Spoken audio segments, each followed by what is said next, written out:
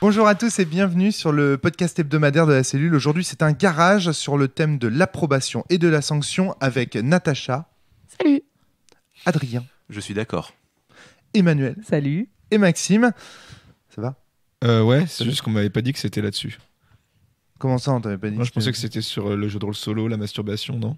Non, Non, c'est l'approbation et la sanction. Ah merde, bon bah voilà, mais je vais rester quand même. Donc voilà, donc l'approbation et la sanction, un petit garage. Alors déjà, et peut-être commencer par un petit tour de table ici pour les jeux de rôle que vous avez créés.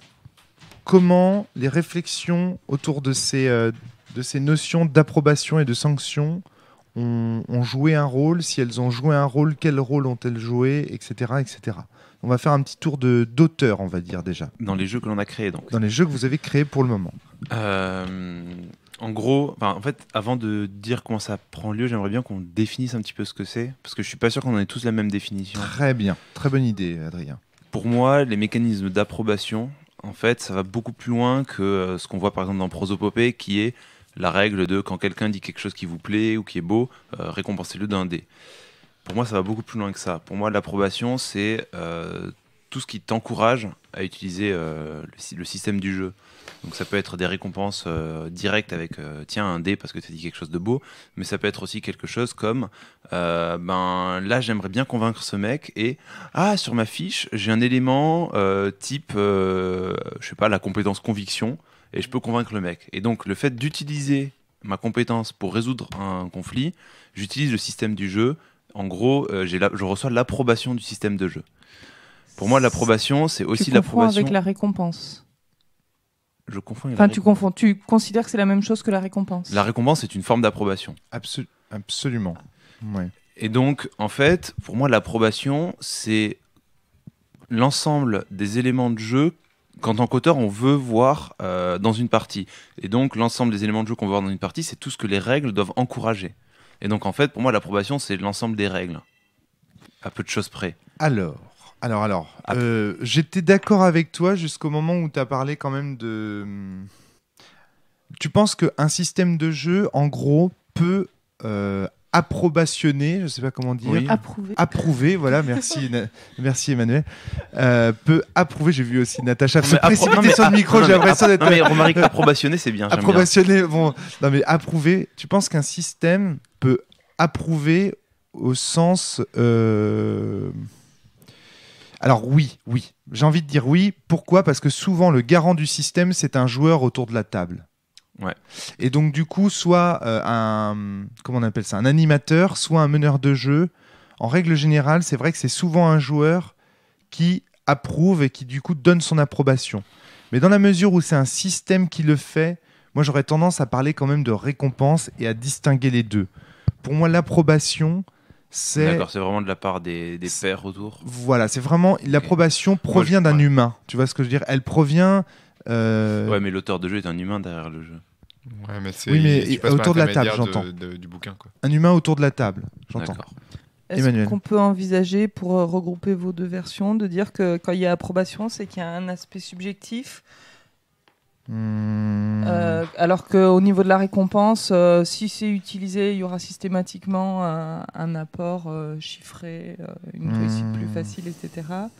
Alors que sur de l'approbation, ça peut être sur de la qualité et que ça ne se traduit pas forcément par quelque chose de concret. Je peux te donner un exemple flou justement qui est entre les deux. Dans l'agence, le fait de pouvoir utiliser les éléments de notre CV, donc nos expériences professionnelles et nos diplômes de façon extrêmement large et que l'organisateur de la partie est là pour pousser les gens à ne pas hésiter à les utiliser, c'est mettre une part de subjectivité parce que dire j'ai une expérience professionnelle en Thaïlande et donc si je suis en fuite dans la jungle thaïlandaise, j'ai le droit à des bonus parce que tu vois, je suis déjà allé en Thaïlande.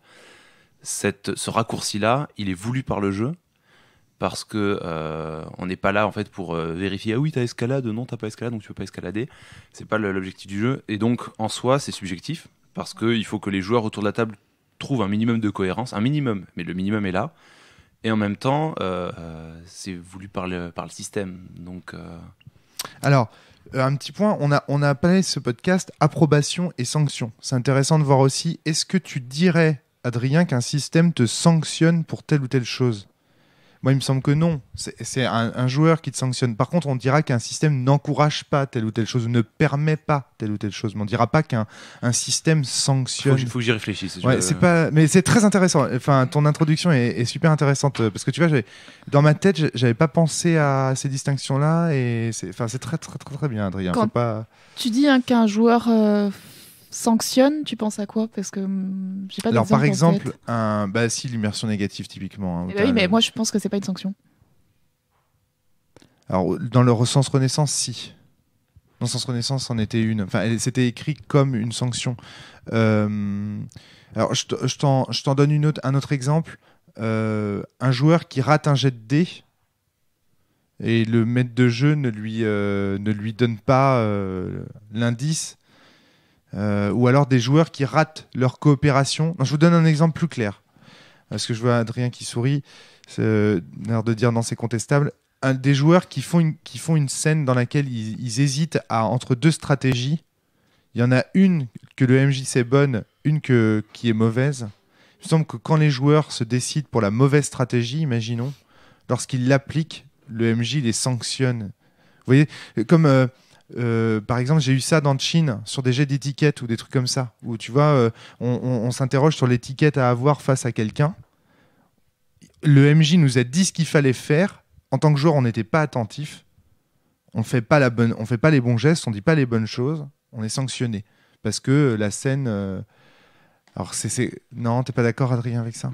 C'est plus vraiment des mécanismes de sanction. Enfin, j'ai du mal à voir ça comme un mécanisme de sanction en fait. D'accord. C'est une conséquence comme une autre, quoi. Le conséquence, c'est un échec. Et c'est pas voulu par le système d'être une sanction envers toi. Ça va faire avancer le jeu, quoi qu'il se passe, quoi. Moi, j'ai l'impression que pour qu'il y ait approbation ou sanction, il faut que ça soit dit explicitement dans les règles, qu'il y ait vraiment un mécanisme au sens fort du terme et propre au jeu auquel on est en train de jouer, en fait.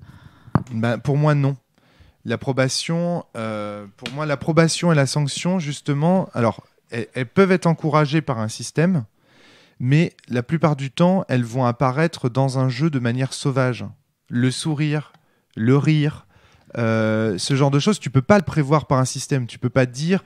D'ailleurs, dans le test de Vademecum qu'on a fait l'autre jour, on s'est aperçu que certaines compétences du style humour noir et tout ça, où il faut faire rire les joueurs autour de la table, c'est des compétences qui sont mal écrites, qui vont disparaître probablement de la base, parce que justement, ça marche pas, ce genre de règles. Il faut faire rire les gens. Enfin, il y a un côté très artificiel.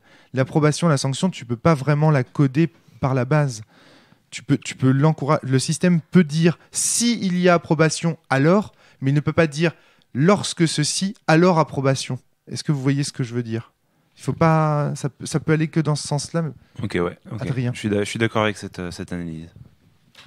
Je trouve qu'en plus les deux peuvent se cumuler et c'est là que ça devient intéressant de voir comment ça se manifeste. Je pense à Sens notamment sur le moment où donc à partir de néant, les points d'immersion sont dans un bol. On peut citer l'exemple de Prosopopée aussi, qui fonctionne comme ça. Est-ce qu'il y a vous connaissez d'autres jeux dans lesquels il y a des jetons qu'on donne rapidement ? Dans Éveil.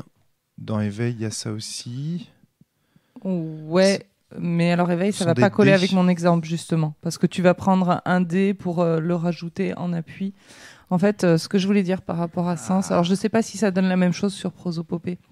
C'est que très souvent, ce qui se passe. Donc, quand il y a des dés autour de la table que le MJ a mis, et quand un joueur approuve ce que fait un autre joueur, il lui donne, enfin pas des dés, des jetons, il lui donne un jeton. Bien sûr, ouais.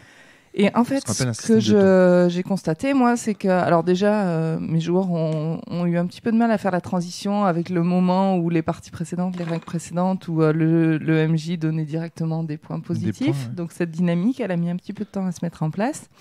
Et c'est extrêmement intéressant de constater qu'en fait, quand un joueur fait quelque chose qui est bien, il y en a un autre qui dit ah oui, c'est cool, et puis qui n'a pas forcément l'idée tout de suite. Et puis il y en a un autre qui dit ah ouais, c'est vachement bien, on pourrait donner un point. Et puis il donne un point. Et puis les autres, ils font ah ouais, c'était quand même vachement cool. Et puis le joueur qui a donné un point va se mettre à faire ah ben j'en donne un deuxième, tiens, ça en mérite 2. Ce que je veux dire là, c'est qu'en fait, ça se traduit pas, chaque approbation se traduit pas par un jeton supplémentaire, mais qu'il y a une approbation générale de la table qui incite un des joueurs à faire une approbation chiffrée. Et inversement, le fait qu'il y ait une approbation chiffrée, ça peut entraîner des approbations exprimées autour de la table, dire ah bah ouais, t'as raison, ça mérite un point, c'est vachement bien. Sans pour autant que les joueurs, eux, participent à ça. Mon expérience d'en était différente, c'est qu'en fait, en général, un joueur en donnait, comme tu le dis, au bout enfin, il disait ah c'est cool, puis il y en a un qui a l'idée, il en donne un, et après c'est si les autres jugent que ça en mérite plus de 1, c'est les autres qui ont donné chacun 1 éventuellement, mais c'est pas un joueur qui en donnait 1, 2 ou 3 selon à quel point la table était enthousiaste. C'était plutôt chacun de sa propre initiative se disait ah oui ça en mérite 1, 2 ou 3, il y en a déjà 1, 2 ou 3 qui étaient donnés, j'en donne 1 ou pas en plus. Il y a peut-être des joueurs qui sont plus radins que d'autres. Alors rapidement, pour expliquer ce système, parce qu'on est dans un garage, donc une des manières qu'ont trouvé certains jeux pour solliciter des mécaniques d'approbation, c'est ce qu'on pourrait appeler un système de bonbons. C'est-à-dire en gros, on a au milieu de la table un bol de bonbons qui est disponible pour tous les joueurs. Alors ce que j'appelle des bonbons, c'est des choses qui vont servir en récompense dans une action à un moment donné. Ça va être des choses qui vont aider les joueurs. Donc et les joueurs ont le droit de se donner des bonbons entre eux. C'est-à-dire que Adrien, par exemple, autour de cette table, imaginons qu'on peut le faire même pour ce podcast. Chaque fois qu'Emmanuel a une bonne idée, chaque joueur autour de la table peut donner un bonbon à Emmanuel. Et cette règle est valable pour chacun d'entre nous. D'accord ? Donc, imaginons, par exemple, au cours du podcast, Adrien a une bonne idée, on prend un bonbon dans le bol et on lui donne. C'est la règle de prosopopée des jetons dont tu es en train de parler là. C'est-à-dire que, voilà, chaque fois que quelqu'un a une bonne idée, on prend un jeton dans le bol et on le donne à la personne qui a eu une bonne idée. Et ce jeton, par la suite, va pouvoir servir à faire quelque chose de plaisant pour le personnage qui a reçu le jeton ou le joueur qui a reçu le jeton. Alors, donc, et voilà, il faut bien préciser ça. Voilà. Donc ça, c'est une mécanique du système qui permet de matérialiser dans le système, par le système, l'approbation des joueurs autour de la table. Ça va, ça ? Inversement, on peut avoir des mécaniques de sanction. Exemple des points d'immersion négative dans le sens. J'ai du mal à trouver d'autres exemples. Je vous avoue que c'est... J'en ai un. Dans l'agence, j'ai le jeton malus. Adrien. Qui est donc quand on fait la planification, exact. Il y a un jeton qui est placé au centre de la table et sitôt que les joueurs ne jouent plus leur personnage mais réfléchissent en termes méta sur le plan qu'ils sont en train de créer, à ce moment-là, le coordinateur place ce jeton dans le pool des jetons qui seront des jetons embûches qui seront disponibles pendant la partie. Et donc en gros, c'est si vous ne jouez pas vos personnages mais que vous jouez vous joueurs, vous avez le droit, mais juste ça va être plus dur. Voilà, c'est une petite difficulté en plus. Hein. C'est pas énorme. C'est pas énorme, mais c'est anecdotique. Ça fait la différence. Mais ça fait la différence. Ouais. Voilà, c'est ça. Donc ça, c'est un autre mécanique éventuellement de sanction. Donc vous voyez un petit peu comment ça se met en place. Excuse-moi, non, vas-y, Manu. Ouais, la question que je me pose, du coup, c'est et je me la pose beaucoup sur Sens, je me la suis posée pas mal sur Métaphore aussi. C'est à partir du moment où il n'y a pas approbation, alors que on pourrait s'attendre à ce qu'elle soit là, est-ce qu'on est sur de la sanction et comment on fait pour que ce soit pas considéré comme de la sanction? Oui, c'est-à-dire en creux en fait. C'est le cas en creux. C'est-à-dire, imaginons Adrien a une idée qu'il juge bonne et personne ne lui donne du jeton. Ouais. Il y a une forme de, il attendait une récompense, il ne l'a pas eu. Il y a une forme de, vous me sanctionnez puisque. Alors, si Adrien constate que ça fait sourire les joueurs autour de la table, il pourra toujours, et on voit ça très très souvent dans les parties de Sens, de prosopopée, faire un signe aux autres en disant, tu vois, par exemple, toi t'as souri, il va te dire. Il regarde avec les yeux les bonbons et je commence à gratter la dent. Oui, et ça. Give me money. Des coups de coude et tout. Voilà. Dans les parties de Sens, ça arrive quand t'es à fond dans le jeu, t'oublies de donner les jetons. Et t'es là. Oui, et ça. Si tu veux que je lui pète la gueule, faut me donner des billes là. C'est ça. Et ça, on le voit très très souvent. Bon, alors ça peut être contre-immersif. Tu vas me dire, ça va contre la mécanique un petit peu, mais bon. Pas tant que ça, parce que c'est montrer qu'on est à fond dans la fiction et qu'on a besoin de ça pour continuer. Ouais, moi, je laisse passer carrément aussi. Il y a aussi un truc dans le sens on va peut-être pas en parler, mais le coup de quand tu gagnes une tâche acide, tu vides le bol, ça crée pas mal de. C'est presque un mécanisme de sanction, alors que c'est pas vraiment une sanction. Enfin, alors que je vois pas en quoi prendre de l'acide, c'est une sanction, tu vois. Et du coup, moi, ça a créé pas mal de frustration pour les joueurs. C'est des moments où je vide le bol, t'as pris une tâche acide et là il est là. ah mais du coup on a encore moins de billes, on est encore plus obligé d'en prendre, et du coup ils se retrouvent comme des cons, quoi. Et là tu te retrouves avec sanction, et Ouais. alors qu'ils font des trucs cool. Sauf que moi je le vois plus comme un mécanisme qui vise à les utiliser justement, où les joueurs se disent finalement, moi c'est comme ça que je l'avais vécu quand j'avais joué, c'est-à-dire que si on les utilise pas et qu'il y en a un qui prend une tâche et que tout est parti alors qu'il en restait plein dans le bol, finalement c'est dommage, quoi. On a complètement raté notre. Alors 2 choses là-dessus. C'est que je viens de recevoir un bonbon de Natacha. J'ai l'approbation. Merci. Alors 2 choses là-dessus par rapport à l'immersion négative, parce que là on commence à parler de comment l'approbation et la sanction finalement soit apparaissent en creux l'une de l'autre, soit sont par exemple dans Sens Néant, ce système il permet de montrer que l'acide, c'est faire quelque chose de mal, aux personnes autour de soi. Voilà, il ronge la relation et donc tu fais du mal aux gens qui t'entourent. Enlever les jetons, enlever les bonbons pour tout le monde dans le bol, quand on fait une action, c'est montrer que l'action qu'on est en train de faire, elle est égoïste, elle est personnelle, elle est valable pour soi, mais qu'elle ronge les relations autour de soi. Tu lèves la main, Maxime ? Ok. Je vois pas derrière la lampe. C'est un autre sujet, mais Maxime. Que faire des moments où il y a des systèmes qui disent clairement, normalement quand il se passe ça, tu donnes des jetons, mais où il y a toujours une légère part peut-être de subjectivité, genre monostatos. Des moments où on dit oui, si tu mets ça en avant, alors tu prends un jeton de pouvoir. Et il y a des moments où, clairement, il est dit dans les règles, si vous considérez que ça ne les mérite pas, alors là, tu empêches l'autre de l'avoir. Voilà, c'est ça. C'est-à-dire que tu as toujours une mécanique de veto. Ouais, mais c'est. Alors, et ça, pour toi, c'est une sanction ? C'est une forme de sanction, parce que je l'ai vu une seule fois, et ça a fait bizarre aux joueurs, où il commence à prendre les. Il dit, là, j'ai mis en avant les souffrances. On dit, oh, tu déconnes, là, c'est bon, on l'avait déjà fait. Et on garde. T'as juste répété ce qui a déjà été dit, laisse ces pions et les prends pas, quoi. Et là, il y a des joueurs que ça peut les faire bugger, quoi. Genre, merde. Dans ta remarque, tu viens de dire quelque chose de très, très intéressant pour ce podcast. Tu as dit, le joueur, ça lui fait bizarre. Et c'est à partir du moment où ça fait bizarre à un joueur qu'on va considérer que c'est une mécanique de sanction. Et là, on commence à comprendre pourquoi, finalement, on avait du mal à trouver des exemples de sanctions dans l'histoire du jeu de rôle ou dans les jeux de rôle. Et que Natacha disait, pour moi, l'immersion négative n'est pas une sanction. Parce qu'on a cette espèce de présupposé que la sanction, ça fait mal. Adrien, tu voulais ajouter quelque chose ? Je te voyais. Non. D'accord, ok, excuse-moi, je croyais que tu demandais la parole. On a cette idée que la sanction, ça fait mal. Or, comme on est là dans un jeu de rôle, pas pour se faire mal, mais pour encourager la créativité, l'entente collective, le maelstrom pour créer un contenu fictionnel malléable tous ensemble, on n'est pas là pour se faire mal. Parce que faire mal, celui qui a mal... Bien. Il sort de l'imaginaire, il sort de la créativité puisqu'il a mal. Vous voyez ce que je veux dire ? Donc du coup, il ne peut pas... quand on a mal, on n'est pas en position de créer quelque chose. Et donc ça explique pourquoi aussi, je pense qu'on a du mal à créer... Alors, Natacha n'est pas d'accord. Je pense que c'est pour ça qu'on a des difficultés à créer des mécanismes de sanction qui soient créatifs en termes de maelstrom et en termes de jeu de rôle. Emmanuel ?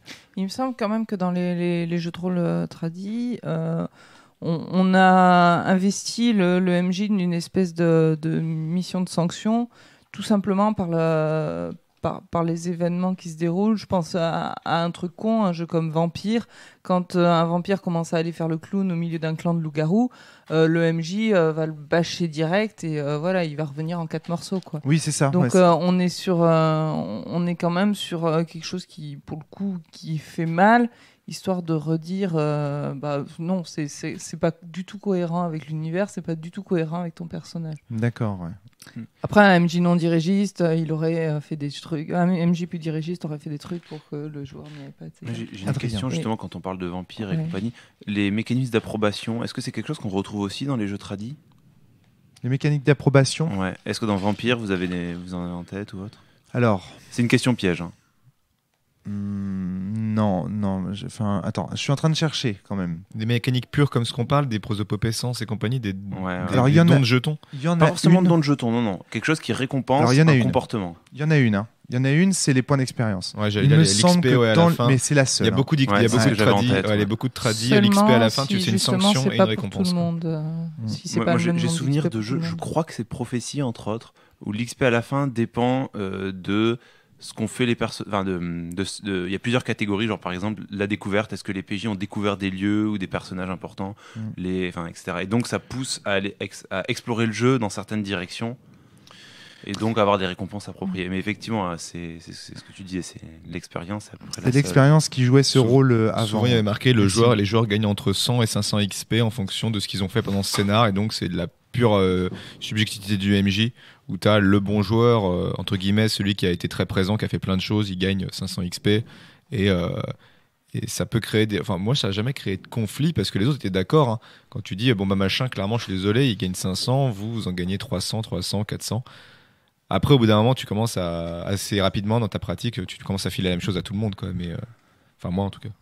Moi, j'ai fait ça avec des parties de Westland, par exemple, où le système est un peu le même. Et en fait, je me suis rendu compte que je faisais ça un petit peu à l'applaudimètre, en rappelant les actions, en disant ah bah ouais, quand même, tel joueur, à un moment, vous vous souvenez, il a fait ça, vous trouvez pas quand même que ça mérite? Et puis si toute la table approuve, encore une fois, on est sur un mécanisme d'approbation, mais alors a posteriori. Là pour le coup tu peux dire bon bah ok, tout le monde trouve que t'as été génial sur cette action là. Il y a ça dans The Burning Wheel du coup qu'on a fait récemment. C'est vrai qu'il y avait cet aspect là aussi avec le fait de discuter de qui s'en est le mieux sorti, qui a mais après au final je pense que sur tous ces jeux là où il n'y a pas forcément de mécanisme explicite, c'est peut-être les jeux où on juge le plus la qualité d'une partie à la quantité d'approbation qu'il y a pu avoir au cours de la partie, qui soit pas chiffrée, justement, de dire ah bah tiens, encore une super idée ou une super scène ou enfin vous voyez ce que je veux dire.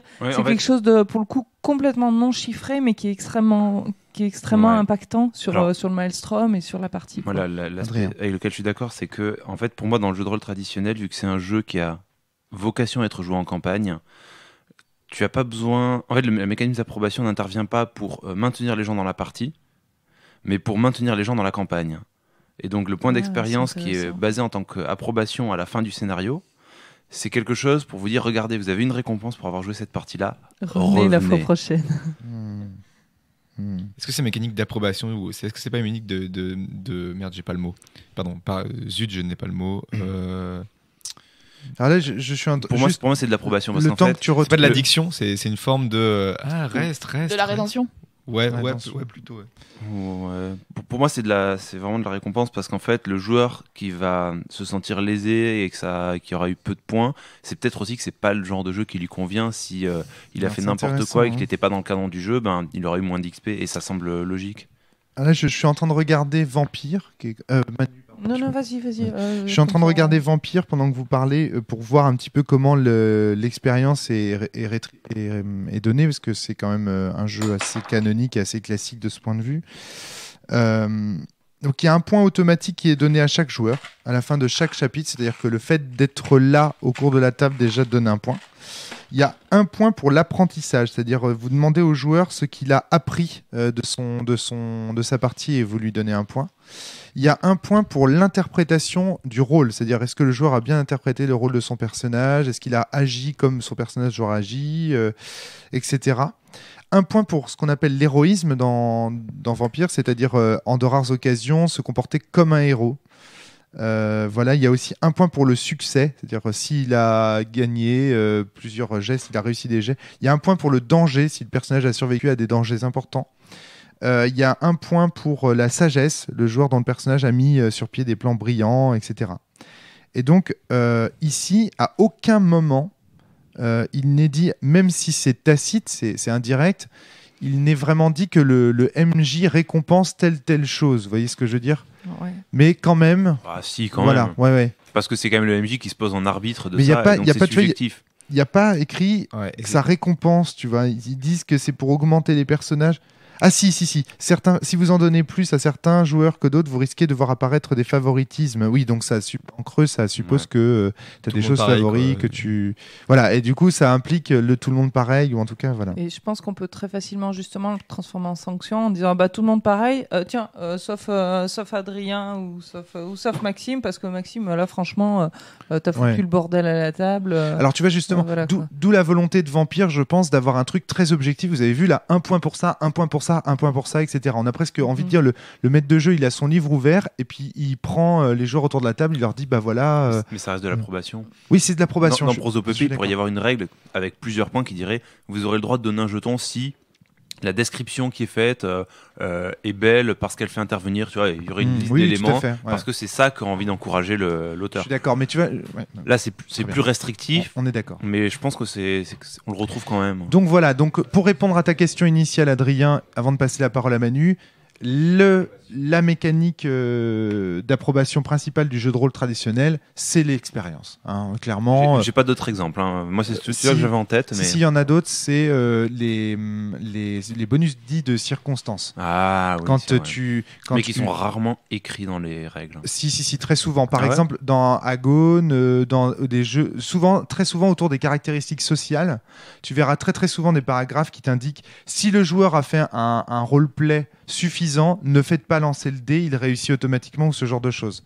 Ça te parle, ça, Adrien, toi? Enfin, j'ai pas souvenir d'avoir vu dans les règles. Mais c'est une mécanique d'approbation d'une certaine forme de jeu, d'une certaine forme de roleplay, puisque tu donnes en récompense un succès automatique à un joueur. Manu.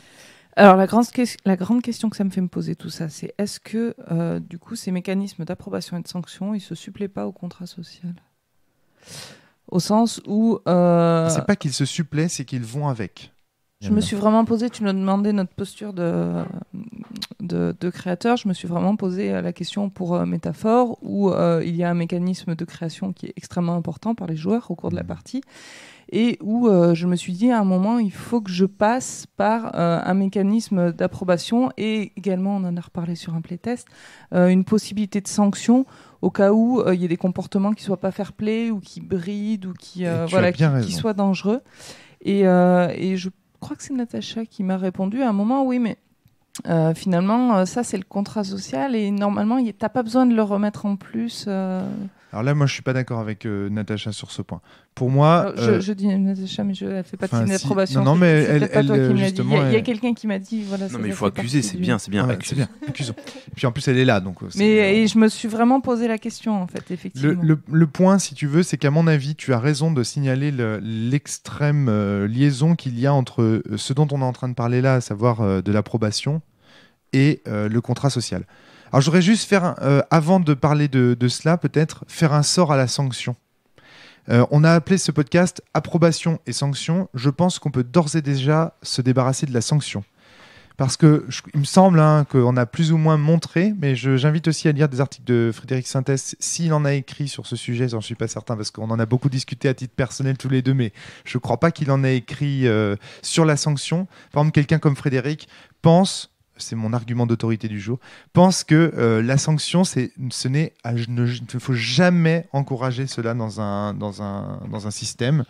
Moi, je l'explique par le maelstrom, c'est-à-dire, je vous dis, quand la sanction fait toujours mal, et comme on a mal, on ne pense pas à créer, on pense d'abord à se protéger, on se met en défi par rapport aux autres joueurs, par rapport à leurs personnages, on les oublie, en fait, c'est les joueurs qui nous font mal, c'est ce jeu qui nous fait mal, et donc du coup, on n'est pas dans une position de créer. Tout ça pour dire, est-ce qu'on peut s'entendre autour de cette table pour dire à nos auditeurs qui nous écoutent en garage, éviter les mécaniques de sanctions, encourager plutôt l'approbation? Est-ce que là, on est globalement d'accord? De façon générale, je serais d'accord. Je mettrais un sauf, qui est sauf si vous essayez de faire un jeu, justement, qui tape sur les joueurs, qui les fait souffrir, un jeu qui aurait... Où votre objectif, c'est qu'à la fin, les joueurs partent en ayant eu mal. Quoi. Mais les joueurs, pas les personnages, tu vois. Ou les deux, ça peut les deux paires. Oui, parce qu'on peut approuver le fait que notre personnage souffre voilà, facilement, c'est ça. donc c'est plus de la sanction. tout à fait. Et je pense qu'il n'y a pas besoin d'une règle dans un jeu qui dit si machin il fait tel truc, virez-le de la table, quoi. C'est pas la peine, ça c'est les humains qui réagissent entre eux, il n'y a pas besoin de règles là-dessus. D'accord. Même si ça peut. Par contre, tu dis on peut aimer que notre personnage souffre et le truc, c'est ce que dit Romaric, c'est que c'est le joueur qui souffre dans la sanction. Mais c'est ça en fait. Et c'est pas faire souffrir le personnage en récompensant le joueur, ça me paraît plus intéressant. Ce dont parle Adrien là, c'est de la synesthésie, c'est-à-dire qu'on peut vouloir faire souffrir le joueur au moment où son personnage souffre pour essayer de créer une mécanique synesthésique. Je dis pas que c'est un truc qui est faisable, je dis que c'est un truc qui est. Faut pas le bannir absolument parce que on se restreindrait ce type d'exploration. Voilà, faut pas dire Fontaine. Enfin, faut pas dire. Non, mais c'est ça. Faut jamais dire jamais. C'est-à-dire que c'est pas parce que là, dans ce podcast, on vous dit créateur de jeu, ne l'encouragez pas, que vous pouvez pas créer un jeu dont c'est la thématique et que ça peut être très intéressant. Moi, je vais revenir sur ce que tu disais on n'a pas besoin de sanctions pour dire un joueur ne joue pas à ce jeu, etc. En fait, un des grands problèmes. Ce que disait Emmanuel. C'est pour ça que j'ai rajouté Emmanuel dans la phrase. un des grands problèmes souvent du jeu tradi, c'est aussi un problème de sens, mais qui du coup est résolu grâce à ça. C'est qu'en fait, quand on s'embarque dans une campagne, on va avoir des moments qui vont nous plaire, des moments qui vont pas nous plaire, et puis des fois, ça arrive qu'un joueur juste il se fait chier, et ça va être le cas à chaque scénario. Et discuter de écoute, ça me plaît plus, c'est quelque chose qu'on fait difficilement parce qu'on a peur de vexer le MJ. Si un joueur se comporte mal en tant qu'MJ, on n'ose pas lui dire parce que on n'a pas envie qu'il se sente rembarré. Si les règles le prévoient, type l'immersion négative, qui au final est une petite sanction et en fait, récompense aussi quelque part. Enfin... Pour moi, oui, en fait, les joueurs se mettent à en jouer, mais pour moi, souvent ce que je dis à mes joueurs, c'est ne la voyez pas comme une sanction, elle va tomber, vous en aurez tous, ça va arriver, c'est pas grave, jouez-en. Si vous avez envie de faire une blague, vous lâchez pas et vous aurez votre point d'immersion négative, après tout, c'est pas grave. Par contre, moi, ça me permettra si un d'entre vous fait vraiment n'importe quoi, et ne colle pas avec le jeu, ou si l'un d'entre vous n'a pas envie de jouer, à la fin dans le jeu, on peut justifier le fait que vous quittiez la table. Et ça, cet élément-là, il est vachement important, parce que ça permet justement d'éviter ce problème du joueur qui est piégé à la table, parce que c'est ses potes, il veut pas leur dire que c'est chiant, c'est... Enfin, voilà. Oui, c'est plus le jeu de rôle, c'est le moment social entre copains, on n'a pas envie de l'abandonner parce qu'on a peur de plus voir ses potes. Et là, il y a pas beaucoup de jeux qui font ça. Il n'y a aucun jeu qui envisage ça. En fait, c'est ça et la mort des personnages, c'est deux choses qui ne sont jamais discutées très peu discutées dans les jeux. La mort, si, mais... Il y a plein de jeux qui ont une règle pour la mort, mais qui au final, tu te rends compte qu'en fait, il ne faut pas l'appliquer, parce que si le personnage meurt, c'est une frustration énorme. Autre sujet de podcast ? Oui, je pense. J'aurais plein de jeux à citer à nouveau. Ouais. Donc, après, je suis pas juste pour répondre à Adrien, je suis pas tout à fait d'accord avec le fait que c'est cool parce que ça permet d'amener en dehors de la table le joueur qui s'ennuie. Moi, j'en ai eu un comme ça sur Sens et en fait, heureusement, bien avant que les points d'immersion négative le fassent sortir de la table, il y a un moment où en pleine partie, il a pété un câble et il m'a dit ça me va pas du tout. Ta façon de mener me plaît pas du tout, le jeu me plaît pas du tout, je m'en vais. Et donc t'as dit ça comme ça. Ouais. Ça a été assez violent. Donc la situation pourrissait depuis un moment et comme en fait c'était qu'il y avait un vrai malaise, ça m'aurait paru extrêmement moche d'accumuler les points d'immersion négative jusqu'à l'annihilation. Je t'aurais pas dit ça. Ce que je dis, c'est pas que le jeu te pousse à faire ça. C'est que toi, suite à une séance, tu aurais discuté avec lui et tu lui aurais dit, écoute, à ce moment-là, on peut considérer que tu as annihilé parce que c'est cohérent. Voilà, c'est une bonne manière de finir ton personnage et de finir la campagne sans être le relou, quoi. Enfin, c'est de façon à apporter quelque chose, quoi. Finir en apportant. Ce que je dis, c'est ne virez pas vos joueurs à coups d'arguments autoritaires du type ton immersion négative est tombée à fond, t'es viré. Il y a toujours le dialogue avant, bien sûr. On est quand même entre gens humains, sociaux. Mais t'as raison de dire que c'est pas un dialogue qui est facile. Non, effectivement. Et ça soulève peut-être la question aussi des mécanismes d'approbation du MJ. Alors justement, stop, je voudrais rapidement, parce que c'est un garage, faire un petit résumé. On a dit donc que les mécaniques de sanction, les systèmes qui encouragent la sanction, ou en tout cas qui quantifient la sanction, premièrement, on n'a pas d'exemple à vous donner dans ce garage, et deuxièmement, c'est nous, personnellement, à titre personnel, on pense que pour encourager le Maelstrom, ce n'est pas une bonne idée, sauf ce que dit Adrien, c'est-à-dire que on peut faire un jeu dont c'est le propos. Enfin, bon, ça déjà, premier point. Ensuite, on a dit l'approbation, c'est quelque chose de naturel, qui se déclenche naturellement autour de la table. Et le système ne peut que accompagner cette approbation en matérialisant cette approbation en son sein pour donner des bonus au personnage. On a cité plusieurs exemples. Premier exemple, l'exemple traditionnel, des points d'expérience. Le meneur de jeu ou les joueurs autour de la table se donnent de l'expérience pour se féliciter entre eux, approuver entre eux ce qui s'est fait. Dans le jeu de rôle traditionnel, c'est l'expérience qui servait comme ça de moteur d'approbation en général. On a cité le bonbon, l'exemple du bonbon, les petits dés au milieu de la table qu'on se donne entre joueurs, l'exemple de prosopopée, l'exemple de l'agence qui mêlait à la fois approbation et sanction avec le jeton qu'on rajoute si les joueurs ne font pas, etc. Pour finir, l'exemple de sens néant. Donc voilà, déjà on a comme ça quelques trucs d'approbation. Alors, maintenant, moi j'ai une question du coup. Qu'est-ce que vous préférez ? Enfin, je sais pas si c'est très utile dans un garage, mais on fait peut-être le tour de toutes les solutions. Il y en a d'autres. Je sais pas. Je pense qu'il y en a d'autres, oui. Ah bah, mais oui, je pense même à plein d'autres en fait.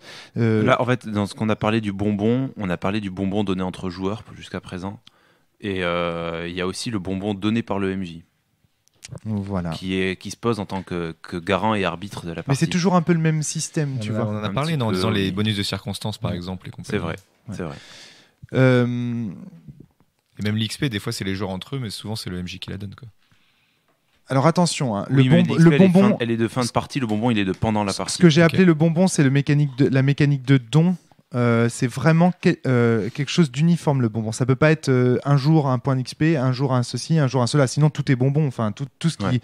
Oui, donc tu vois ce que je veux dire. Pour moi, le bonbon, c'est vraiment un bol avec des dés, un bol avec des jetons, un bol avec quelque chose et qu'on donne. Enfin, c'est vraiment une mécanique particulière. C'est pas n'importe quelle récompense. Il faudrait vraiment revenir parce que il faut de la structure. En pensant au bol. Oui, en pensant bol, je me pose la question si dans Éveil, le bol de Buzz sert vraiment de mécanisme d'approbation. Alors... Parce qu'en fait, en tant qu'MJ, on récompense les personnages lorsqu'ils font des actions qui font parler du groupe et de leurs problématiques. Attends, comment ça marche déjà ? Ah oui, c'est ça. C'est en fonction de ce qu'on entreprend comme action, toi en tant que meneur, tu rajoutes des choses dans le bol. C'est ça. Oui, mais là... C'est une récompense, une approbation de la fiction. Tu as des choses à dire, Vivien. Vivien est arrivé sur ce podcast. Vivien, ça va ? T'as la pêche ? Ça va. C'est Emmanuel qui m'a donné le micro, mais mais il avait rien à dire. Non, si. Si, toi, tu as des choses à dire avec Père du peut-être, mais pas là. En tout cas, sur Éveil, moi, je l'ai ressenti comme un mécanisme d'approbation. Mais... D'accord. Après, si ça a évolué depuis mon test à ce niveau-là. Non. Alors c'est clairement un mécanisme d'approbation. Mais reste avec nous, Vivien, parce que je pense que tu auras des choses à nous dire dans ce podcast. Alors, ce que je voulais aborder, c'était cette histoire de contrat social. On l'a un petit peu balayé rapidement. Donc on a donné quelques exemples. Ouais. Le contrat social. Alors, le contrat social, ce qui est clair, c'est que les mécaniques qui accompagnent l'approbation des joueurs, des participants autour de la table, qu'ils soient MJ, joueurs, etc., sont extrêmement dépendantes du contrat social. Autrement dit, changer le contrat social, c'est nécessairement, s'il y a de telles mécaniques, c'est-à-dire des mécaniques qui encouragent et qui récompensent, enfin qui matérialisent l'approbation des joueurs autour de la table, s'il y a de telles mécaniques, si le contrat social change, ces mécaniques vont changer aussi. Oui. Adrien. Si on se met à jouer à prosopopée de façon ludiste et qu'on va à tout prix être celui qui résout les problèmes, on va arrêter de se récompenser les uns les autres, sinon c'est donner des billes à l'adversaire. Donc, Voilà, sinon on le fera quand on donnera des bonbons, quand quelqu'un aura réussi un jet de dés à ce moment-là et que voilà, c'est absurde. Hein, c'est un exemple absurde, mais c'est fait exprès. Mais j'aime bien les exemples par l'absurde. C'est ça, c'est-à-dire qu'en fait, les mécaniques du système qui jouent avec l'approbation, c'est-à-dire qui attendent qu'un joueur soit heureux avant de déclencher une mécanique qui va récompenser ce joueur pour son bonheur ou attester. Enfin, c'est compliqué, hein. Ça te fait marrer, mais c'est vrai que c'est compliqué à expliquer. Mais voilà, dépendent du contrat social. Parce que dire on est là pour s'amuser ce soir, ce n'est pas suffisant. On doit dire aussi pourquoi et comment on va s'amuser. Et donc, du coup, l'approbation est toujours orientée. C'est-à-dire, c'est l'approbation sur, par exemple, une victoire dans la compétition. C'est « Ouais, cool, t'as fait une super action, t'as réussi à le vaincre. » Ou alors « Ouais, cool, c'était trop beau ce que t'as dit. » Ça, c'est le simulationnisme. Ou alors « Ouais, trop cool l'histoire que t'as faite. » Ça, c'est le narrativisme, on va dire, pour faire simple. Hein. Mais en gros, fonction de ce qu'on va vouloir encourager comme approbation, on va se retrouver avec des mécaniques différentes. Et pour le contrat social, c'est pareil. Vivien. Je m'interroge sur le contrat social, mais je suis désolé parce que je prends le truc en cours. Parce qu'il me semblait qu'au niveau de la. Enfin, si on entend le contrat social au sens de Ron Edwards ou pas. Vas-y, fais péter. Il me semblait que Ron Edwards. Big Model, tu peux dire. Ouais, le Big Model, il me semblait que le contrat social, c'était de toute façon le gros truc, quoi. C'est le truc qui regroupe tout. Donc quand on change des trucs, on change nécessairement le contrat social de toute façon. Oui, tu as raison. C'est l'ensemble des mécaniques totales, enfin de la totalité des trucs, quoi. Donc finalement, on peut pas suppléer au contrat social, on peut pas rajouter. Enfin, on peut rajouter au contrat social, mais ça s'intègre au contrat social au final, quoi. Non, mais là, on parle de changer les mécaniques. D'approbation. Oui, mais non, mais t'as raison. Oui, mais non, mais c'est clair. Putain, t'as trop raison, Vivien. Mais en même temps, c'est débile ce que je viens de dire. J'ai toujours. Est-ce que Adrien donne un bonbon à Vivien. C'est bien, tout ça parce qu'il a montré que j'avais dit quelque chose de débile. C'est ça. Sanction. Ouais, mais Allez, vu que t'as reconnu que t'étais débile, je vais te donner un bonbon aussi. C'est supportable. Oh, merci Adrien. Oh, c'était trop gentil. Je le prends. Hein. T'as vu, je l'ai bouffé direct. Ah bah j'ai vu, ouais. T'as peur qu'on te le retire. Hein. Est-ce que dans ce cas-là, ça veut pas dire que le contrat est pas très bien établi. Un truc tout con, mais du coup, je me demande pourquoi est-ce que dans ce sens, on a vraiment besoin des points d'animation négatifs, alors qu'on pourrait juste rappeler à ce moment-là aux joueurs que il respecte plus le contrat. Dans ce sens, c'est différent parce qu'ils ont un impact sur l'histoire, comme l'a dit Adrien, c'est-à-dire qu'ils ont une raison métaphysique. Et puis ils mettent des malus aux joueurs, ils mettent des malus au personnage. Donc t'en as besoin parce qu'en rendant le personnage moins fort, tu lui fais comprendre mécaniquement que son comportement ne va pas. Et du coup, si tu lui dis, faut dire ce qu'il y a, si t'as un joueur qui en face de toi a décidé d'être un troll, je sais pas pourquoi je regarde Adrien. C'était un joueur qui est devant toi. Il a décidé il a décidé de faire chier. Si t'as juste dit attention, c'est pas bien et que tu reprends la partie telle quelle, le joueur, c'est comme un enfant entre guillemets, le joueur va dire ouais ok, mais dans l'histoire il m'arrive rien. Alors que s'il se prend un jeton, il lui arrive quelque chose. Tu peux faire ça, tu pourras tester ça avec tes enfants. Tiens, c'est un jeton rouge. Manu. C'est vrai que ça rend la chose assez scolaire finalement, de dire bon bah voilà, nos joueurs sont des gamins et on a besoin de nous, maîtres d'école, à un moment sanctionner ou vraiment enfoncer le clou pour dire oui c'est ça qu'on veut ou c'est ça qu'on veut pas. Dans une certaine vision des choses, sauf que tu peux le voir différemment. C'est-à-dire que le côté maître d'école, c'est aussi peut-être au sens maître du jeu, c'est-à-dire au sens où toi tu sais la direction esthétique, métaphysique de l'univers, et t'es là justement pour la leur apprendre. Donc on peut le voir comme une sanction méchante, bête et méchante de la règle, ça fait mal, etc.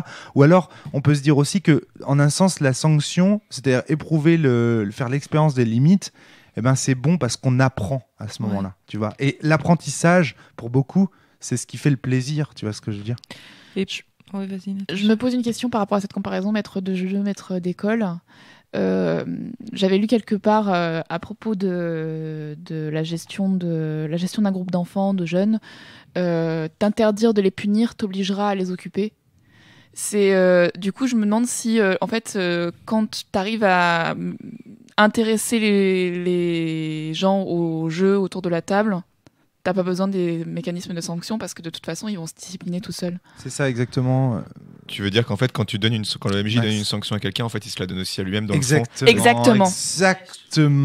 Et ça c'est un truc dont on n'a pas parlé là, mais évidemment dans le sens c'est exactement il reconnaît ça. qu'il a pas fait son bon boulot de MJ. D'ailleurs souvenez-vous, dans Sens Renaissance c'est écrit si tu donnes un point d'immersion négative, c'est que tu as échoué. Enfin souvenez-vous, c'est clairement écrit. Natacha, merci. Bien. Et alors justement, moi, ça me réappelle à la question de l'approbation du MJ. Est-ce qu'il y a des mécanismes pour dire moi je suis très jeu MJ, donc c'est vrai que je recentre là-dessus. Mais est-ce qu'il y a des mécanismes? Est-ce que vous voyez des jeux ou finalement, est-ce que c'est spontané? Est-ce que ça se traduit par du désordre autour de la table quand il n'y a plus cette approbation? Comment vous le voyez, vous? Attends, c'est quoi? J'ai du mal à saisir. De l'approbation de la table au MJ. On a vu comment ça se passait dans l'autre sens. On a vu dans la table. Alors, je me rappelle plus exactement du point de règle. Dans Vermine, le MJ aussi gagne de l'XP. Et je crois qu'elle est distribuée par les joueurs. D'accord, c'est intéressant. Et donc ça donne le droit de mettre un peu plus de méchant, un peu plus de surnaturel, enfin voilà, des trucs comme ça. Si l'auteur de Vermine nous écoute, il peut prendre un bonbon. je pense que l'approbation se crée quand t'as des joueurs qui sont enthousiastes à la fin de la partie à l'idée de programmer tout de suite la partie suivante. C'est-à-dire que quand t'as des joueurs qui font putain vas-y quand est-ce qu'on fait, vous êtes dispo tous demain, et que tu vois les joueurs qui font ça, là t'as ton petit cœur de MJ. Ça c'est pour le MJ, ouais. Et moi ça m'est déjà arrivé dans une partie de Sens que je sais plus comment, mais il s'est passé une putain de scène une très belle scène avec des PNJ, et j'ai un de mes joueurs qui a fait oh là là, il a pris un jeton dans le truc et il me l'a donné. Oui, mais ça nous est tous arrivé. Moi, en tant qu'MJ, j'ai pris plus de points d'immersion négatifs que de points d'immersion positifs, mais je pense que j'en ai pris. Ça, c'est pas bien. Moi aussi. Et du coup, il y a des joueurs, il y en a d'autres qui l'ont regardé et fait mais qu'est-ce que tu lui fais, et du coup, je m'en suis servi derrière pour leur défoncer dans un entraînement. Ils étaient ah non, j'aurais jamais dû faire ça. Bon, c'est drôle. Ouais, juste un point, nous sommes dans un podcast garage. Alors, oui. Je vous rappelle un petit peu la ligne éditoriale du garage. Le but, c'est de donner des exemples. On est des créateurs nous écoutent, et on doit donner des exemples de mécaniques d'approbation et en expliquer les avantages et les limites. On a beaucoup parlé de Sens. J'aimerais bien qu'on passe sur Sens un petit peu, et qu'on parle aussi des autres jeux dans lesquels Maxime s'en va, dans lesquels il y a des mécaniques d'approbation et de sanctions. Et si oui, qu'est-ce qu'ils visent à incarner ? Est-ce que ça fonctionne ? Est-ce que ça fonctionne pas ? Pourquoi ça fonctionne pas ? Est-ce que vous avez des exemples de jeux dans lesquels les mécaniques d'approbation sont très bien faites, dignes de louange, d'exemples ? Non, t'as pas d'exemple, Emmanuel ? De trucs très bien faits, non. Par contre, je peux peut-être vous expliquer pourquoi j'ai abandonné l'approbation sur justement de mauvaises idées, l'approbation sur métaphore. En fait, donc le principe, c'était de dire quand il y avait quelque chose de bien qui était écrit, on pouvait venir appuyer, et ça renforçait la proposition de façon à favoriser le succès. D'accord. Et en fait, donc si Xavier nous écoute, voilà, je peux lui rendre hommage parce que c'est lui qui m'a soulevé le truc. Il m'a dit ton mécanisme, il est en totale contradiction avec le principe de Xégué, qui fait que en fait, on n'a aucune raison de ne pas s'approuver nous-mêmes, et que dans ce cas-là, voilà, il m'a dit moi j'approuve tout le temps. Finalement, ça me coûte rien, j'approuve tout le temps. C'est là que je me suis dit que du coup, la seule façon d'avoir ces mécanismes de bonbons, c'était qu'ils soient limités ou que ce soit douloureux derrière, quoi. Est-ce qu'il, pour un mécanisme d'approbation, le bonbon va nous filer la gastro, ou alors c'est exactement ce qu'est en train de faire Adrien, on est d'accord. Mais c'est ça, tu acceptes le bonbon, mais tu sais qu'il y a un risque non négligeable derrière que tu sois malade. D'accord. Donc voilà, et ça veut dire qu'il faut assortir le mécanisme d'approbation d'un mécanisme non pas de sanction, mais de... Enfin, je sais même plus trop comment dire là, et je suis un petit peu perdue justement par rapport à l'approbation. Est-ce que ça veut dire que soit tu rentres dans une stratégisation que moi j'aime pas du tout, qui est de dire je mets que 10 jetons, mais du coup les joueurs ils vont calculer, et ça on l'a un petit peu fait sur Réveil, on en avait déjà parlé. Du coup le fait de dire je calcule parce qu'on a plus que 10 jetons dans le bol, si je t'en donne 3, il nous en restera plus beaucoup pour le dernier boss, donc je t'en donne qu'un, etc.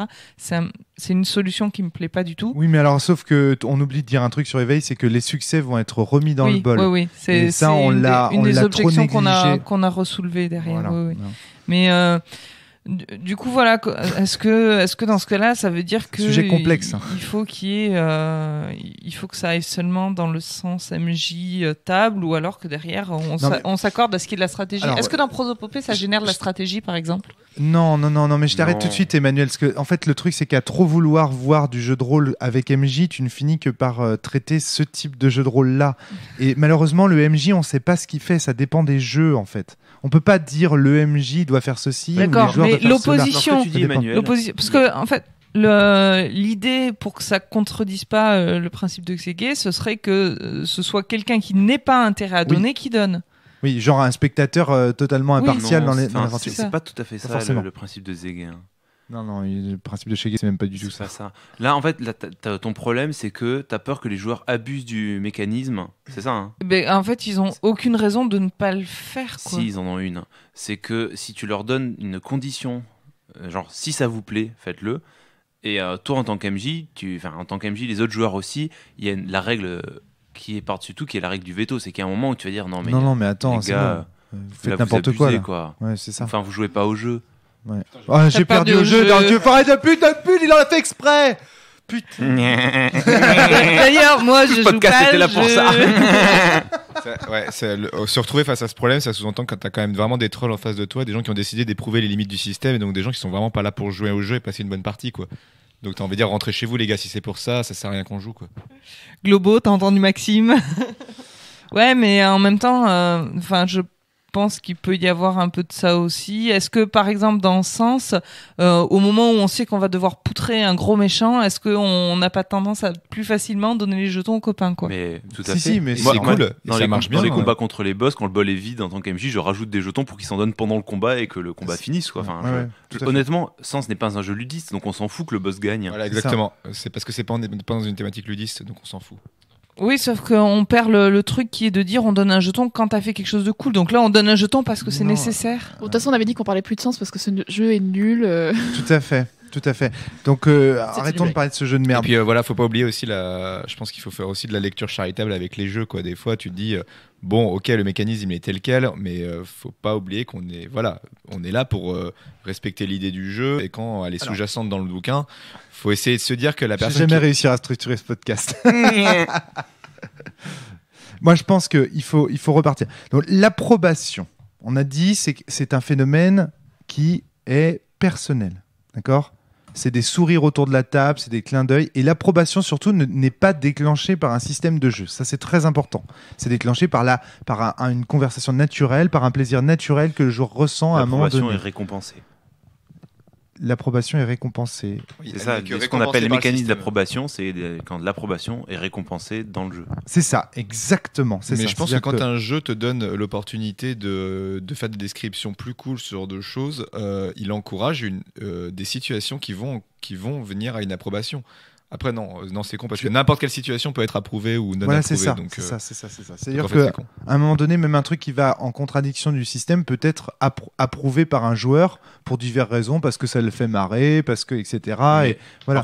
Par contre, ce que tu veux te dire, c'est qu'à partir du moment où tu as des règles qui récompensent l'approbation, en tant que joueur, t'es motivé, c'est la carotte à aller dans ce sens-là. Il a raison, Maxime. Alors, tout ce que je voudrais dire, c'est quand on rigole autour de la table, imaginons, on est en train de jouer à un jeu très très immersif, un Vampire la Mascarade par exemple, on essaye vraiment de sentir le vampire, on y joue de façon un peu sim, on est en train d'essayer de vraiment s'y sentir, et là à un moment donné, prout cacahuète, il y a quelqu'un qui fait une blague. Il y a quelqu'un qui fait une blague qui n'a rien à voir avec le vampire.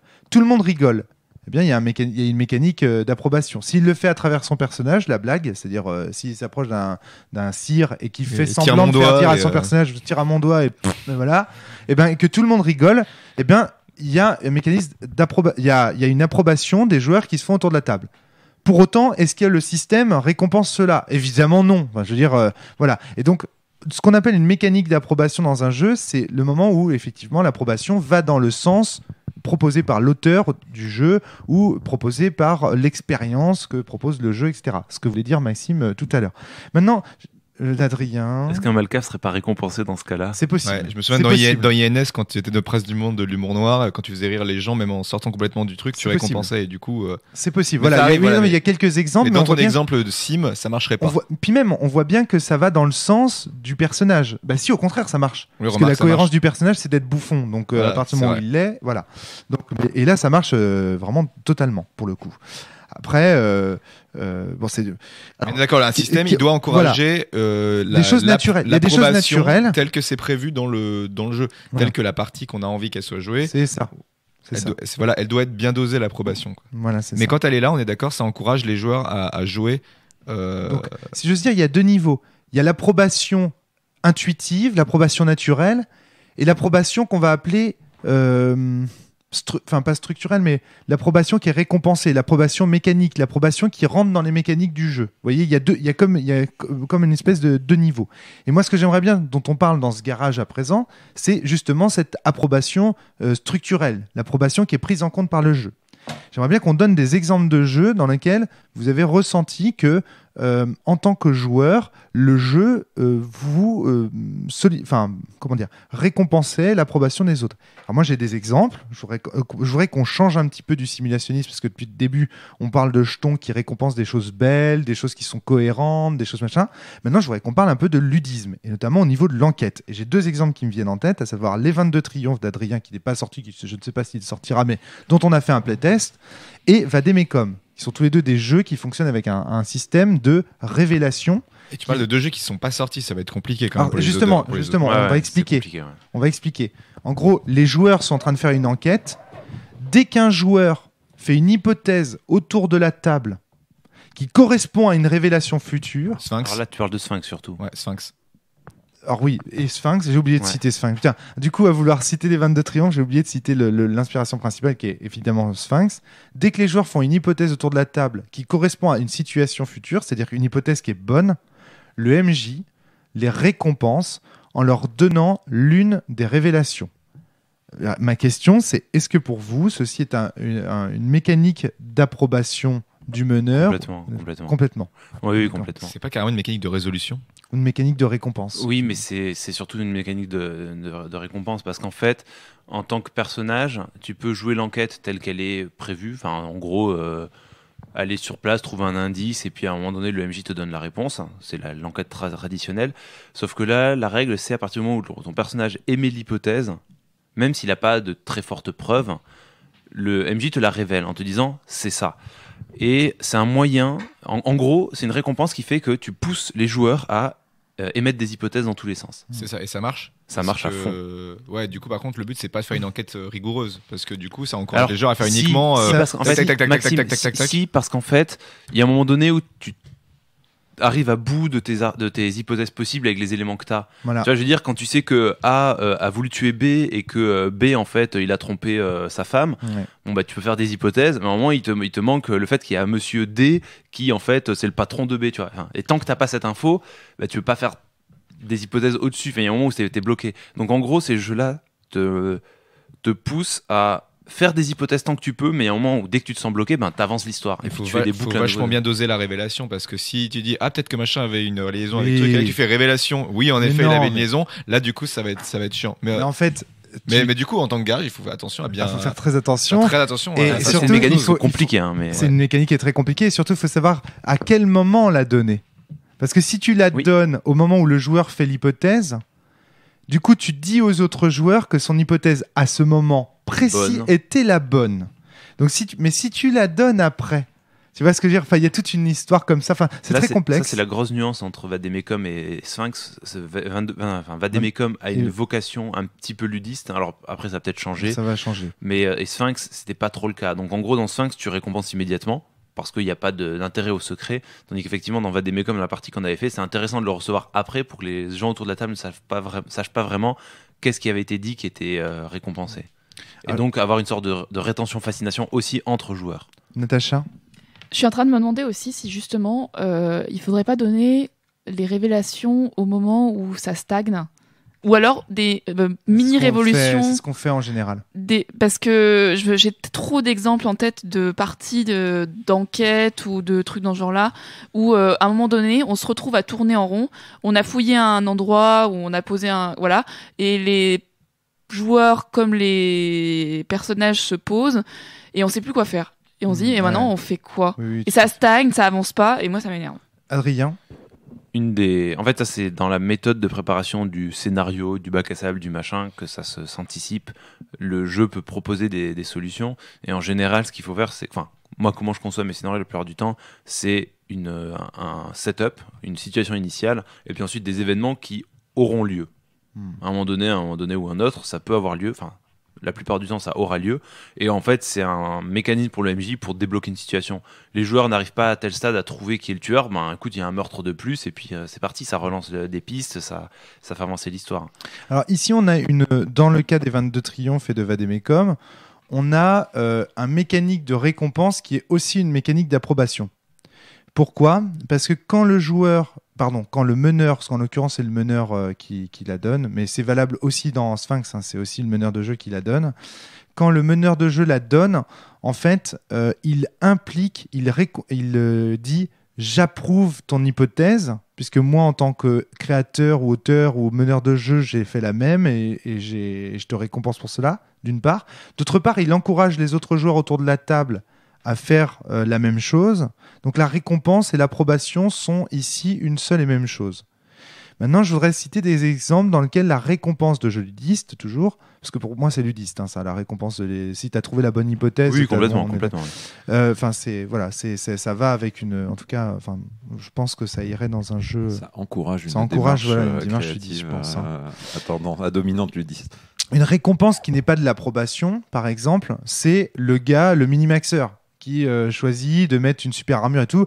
Le meneur de jeu, de par le jeu qu'il a, de par la base qui est entre ses mains, doit le récompenser. Enfin, je veux dire, et lui, pour autant, il est en train de se dire, si ça se trouve, bon, c'est un peu abusé, quoi. Là, il est en train de dormir avec son armure dans le contenu fictionnel malléable. Je suis pas sûr que ce soit très très classe et que ce soit très cohérent. Tu vois. Enfin, là, il y a une récompense qui peut, si par exemple le meneur de jeu a dans sa vision des choses envie de faire une partie on va dire plus dans l'ambiance et qui tombe sur un joueur qu'il doit récompenser pour son minimaxage, vous voyez ce que je veux dire? Là, du coup, une récompense peut ne pas aller avec une approbation. Il n'y a que lorsque les jeux sont bien faits que les récompenses et l'approbation sont corrélées. Et ça, c'est que...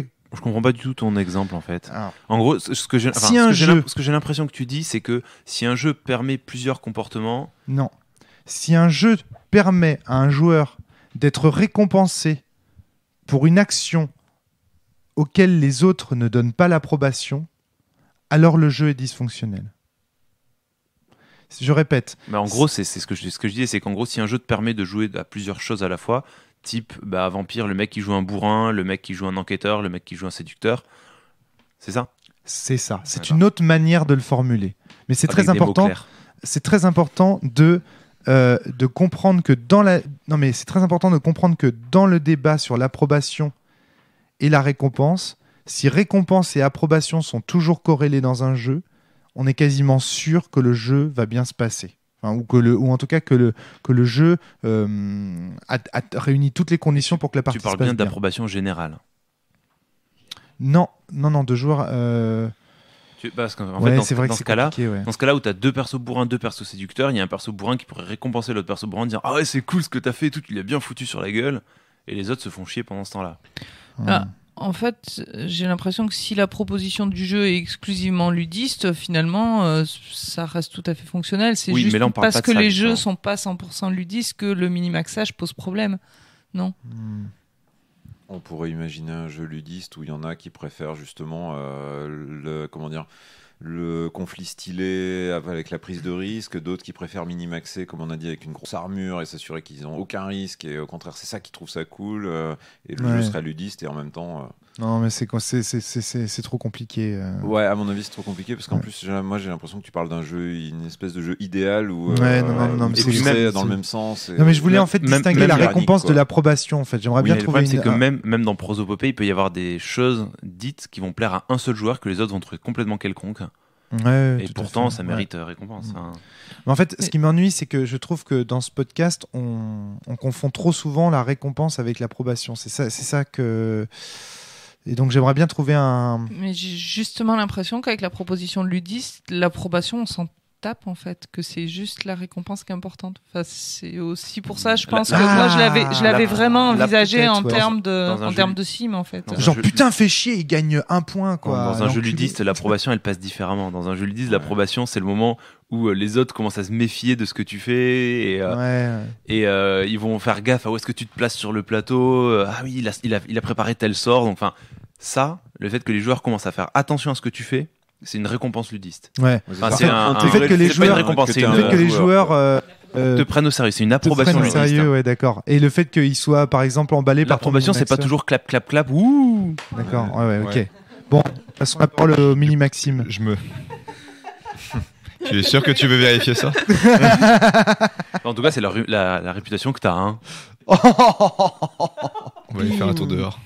Là, ça devient ludiste ce podcast. Là. Qui est-ce qui a la plus grosse? Maxime.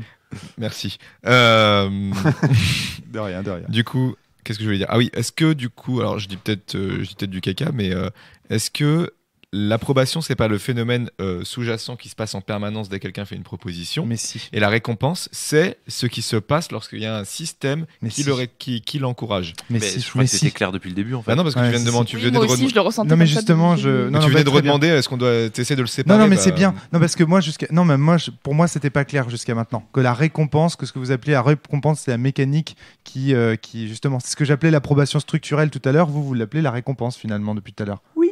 Eh ben très bien. Ok, vous êtes plus clair que moi. Bravo. Voilà. Pourtant, très t'es bien. pas très bronzé. Bon du coup c'était un bon podcast, on a expliqué à Romaric la vie et puis... non mais moi je suis très content d'avoir compris, c'est ça le truc. Donc voilà. Est-ce que vous avez des exemples du coup Vivien. D'autres exemples? Vivien. Qui a joué à plus de jeux que nous. Vivien est un exemple. Ce running gag. Comment ça se passe j'allais dire encore dans Forbidden Siren, dans Perdu sous la pluie. Alors, je vais peut-être dire une connerie, mais j'ai le sentiment que ce soit dans Perdu sous la pluie ou dans le spin-off sur lequel je suis en train de travailler, donc Libreté, que je fais travailler des mécanismes de sanction en fait. Ah, intéressant ça. Parce que dans Perdu sous la pluie, c'est d'autant plus évident parce que en fait, finalement, les joueurs sont encouragés à prendre de la vie, prendre des attaches aux autres. D'accord. Et dans Libreté, il y a un peu la même idée. C'est-à-dire que là, on a de la bile noire et on la donne à l'autre, mais c'est en l'engueulant, quoi. Il faut que le personnage fasse du mal, en quelque sorte, à l'autre, quoi. Alors, ce qui est compliqué, c'est que pour moi, Perdu sous la pluie, c'est un jeu ludiste. Enfin, moi, quand j'ai joué à Perdu sous la pluie, j'avais envie d'être le dernier vivant. Ouais, mais c'est un faux jeu ludiste. Ouais, mais bon, donc du coup, je sais pas il faudrait pas le voir. C'est un mauvais jeu ludiste si on le prend vraiment trop. C'est vrai. Alors, est-ce que tu peux nous expliquer ça? Tu peux nous rappeler à quel moment on prend un jeton à l'autre joueur? Voilà. Alors, après, est-ce que c'est de l'approbation? Voilà, c'est la question. C'est pas de l'approbation. Oui, c'est pas de l'approbation, je pense. Mais il y a une forme de sanction, malgré tout. C'est pas l'approbation, de toute façon, parce que j'étais en train de dire que c'était de la sanction, enfin, en tout cas, de la désapprobation. Non, c'est pas de la désapprobation non plus. Ouais, voilà. Mais ça peut être pris comme une forme de sanction. C'est-à-dire que on n'est pas obligé de retirer un jeton, on peut en retirer une attache, on peut retirer une attache, après en décrivant dans la fiction quelque chose qui va mal ou en mettant en scène son propre personnage qui va faire du mal à l'autre, mais ça peut être considéré, ça repose quand même sur une forme quelque part de sanction parce qu'on choisit à qui on va, si on retire ou non des points, et on choisit aussi qui sera le suivant à morfler, quoi. C'est-à-dire qu'il y a une forme quand même derrière, il n'y a pas que de la mécanique, il y a aussi une forme de sanction. C'est quand c'est ton tour, tu peux te faire en fait défoncer par tous les autres. Quand Voilà. c'est ton tour, tous les autres peuvent choisir de te défoncer ou de t'aider à certains moments. Oui, il y a aussi coup, la mécanique d'aide, effectivement, voilà, qui peut être une mécanique d'approbation. Ou une mécanique ludiste de création de dépendance de l'un de l'autre. Voilà. Mais alors voilà, je voulais parler de ça. Et le seul truc, je suis désolé, je termine juste un truc. Rien. La seule mécanique de vraie sanction qu'il y a dans Perdu sous la pluie, c'est au tout début, quand on écrit tous sur un papier quel est l'enfant qui nous plaît le moins, pour savoir qui va être le premier à morfler. Et là, c'est de la vraie sanction parce qu'on voit qui a créé des persos et tu fais putain, ton perso, c'est de la merde, qui crève. Mais c'est pareil pendant tout le jeu quand on confie, quand on donne à un autre le tour parce qu'on sait qu'il va en prendre plein la gueule. C'est pas vraiment de la sanction en fait. Enfin, la sanction, c'est quand il y a un comportement, là, il n'y a pas encore eu de comportement. Moi, Perdu sous la pluie, c'est un jeu de séduction. En gros, quand tu joues, tout l'objectif, c'est d'arriver à draguer, à séduire les autres joueurs. Je veux dire, hey, tu m'aimes bien et tout, mon perso il est cool, il t'aime bien. Tu vas quand même pas me faire ça. Tu vas quand même pas me faire ça. Enfin, pour moi, c'est ça l'enjeu ludiste de Perdu sous la pluie, c'est ça. C'est jamais faire en sorte que ton personnage fasse du mal aux autres, mais faire en sorte que ce soit l'environnement ou les sirènes. Il faut qu'il fasse un petit peu de mal de temps en temps, tu vois, mais pas beaucoup. Et puis tu dis que c'est pas vraiment ta faute. Enfin, voilà, c'est autour de ça que tu joues. Donc pour moi, il n'y a pas vraiment de mécanisme d'approbation. Enfin, c'est dur, compliqué, mais c'est quand même pas loin en tout cas. Si c'en est pas, en fait, ça joue, quand même jouer lié, sur la quoi. séduction, c'est sans doute proche de ça. Proche, ouais.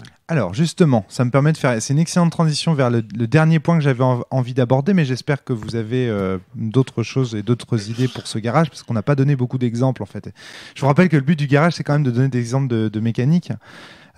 C'est ce qu'on appelle le soutien, des mécaniques de soutien, qui sont des mécaniques d'approbation dont on n'a pas du tout parlé dans ce podcast, et qui sont généralement des mécaniques d'approbation qu'on trouve plutôt dans les jeux à tendance ou qui ont tendance à encourager le narrativisme, à savoir je te donne mon dé. Alors j'ai un exemple typique, Zombie Cinéma par exemple. Exactement l'exemple auquel je pensais. Donc par exemple, on va entreprendre une action et un joueur autour de la table, s'il trouve que l'action qu'on entreprend est moralement digne, il va ou en tout cas s'il la trouve fun, s'il la trouve cool d'un point de vue du point de vue de l'histoire, donc du point de vue de l'histoire, d'où le narrativiste d'ailleurs, eh bien il va donner son dé pour aider l'action de l'autre. Mais donnant son dé, il va aussi prendre les conséquences si l'action. Alors c'est pas tout à fait ça, si je me souviens. Il y a deux types d'interventions possibles. Soit ton personnage est dans la même scène, et là ton personnage peut aider l'autre, et là prend le risque.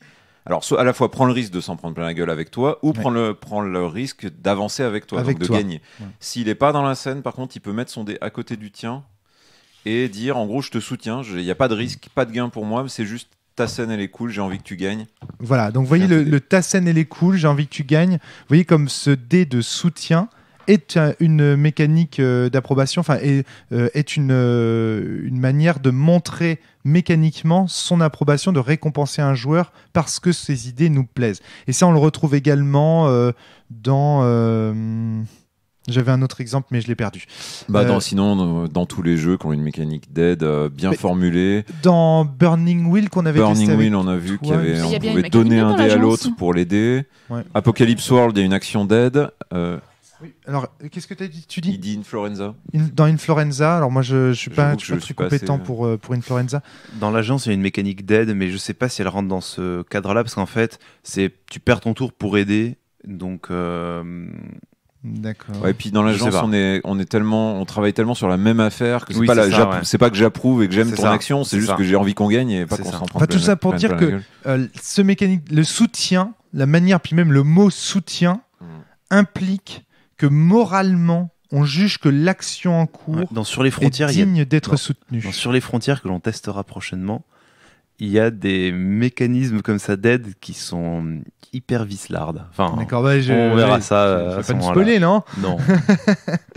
Mais en gros, voilà, je voulais parler aussi de ces mécaniques-là. Est-ce que, alors, quel avantage et désavantages de ces mécaniques de soutien? Vivien, toi qui as expérimenté ce genre de jeu, est-ce que tu veux nous en parler un peu ou pas? Désavantages, j'ai pas assez expérimenté pour savoir. Avantages, j'ai bien vu ça parce que Zombie Cinéma, c'était vraiment, vraiment excellent à ce niveau-là. On voyait bien vraiment les groupes de joueurs. À la fin, en plus, Zombie Cinéma, il y a de moins en moins de joueurs parce qu'ils se font manger par le zombie. Et donc, à la fin, les joueurs qui restent, ils continuent à suivre l'intrigue et à s'investir justement parce qu'ils peuvent soutenir.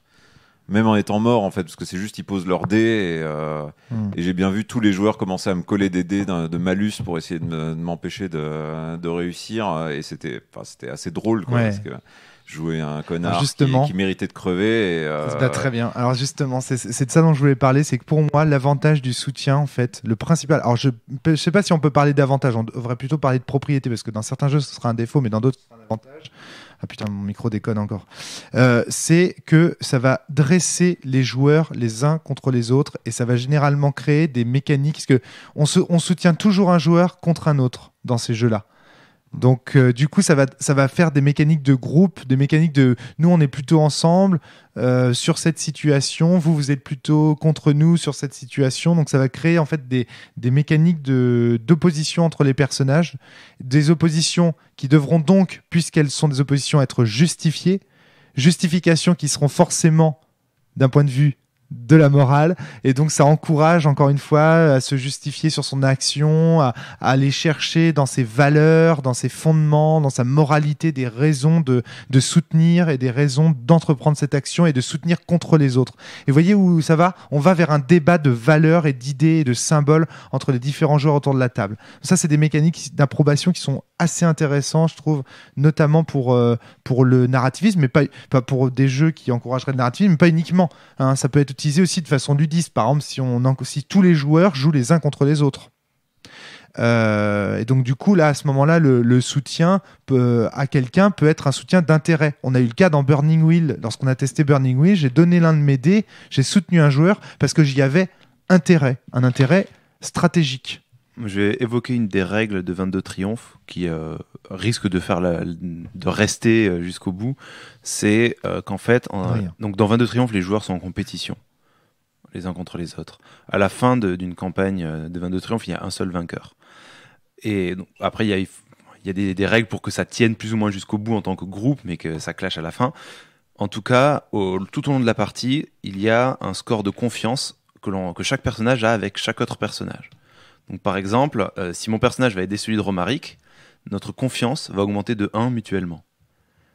Et dans le jeu, à un moment donné, on peut briser la confiance et on a un bonus qui est égal au score de confiance parce que plus on se fait confiance, plus on se poignarde bien dans le dos. Et donc là, l'intérêt de céder est double parce qu'il peut... en plus, quand on a un score de confiance, qu'on cède mutuellement, on a le bonus de confiance parce qu'on cède mieux quand on a confiance dans celui qui nous aide. Et donc là, le mécanisme d'aide est à double tranchant. C'est mieux pouvoir céder, mieux pouvoir se trahir.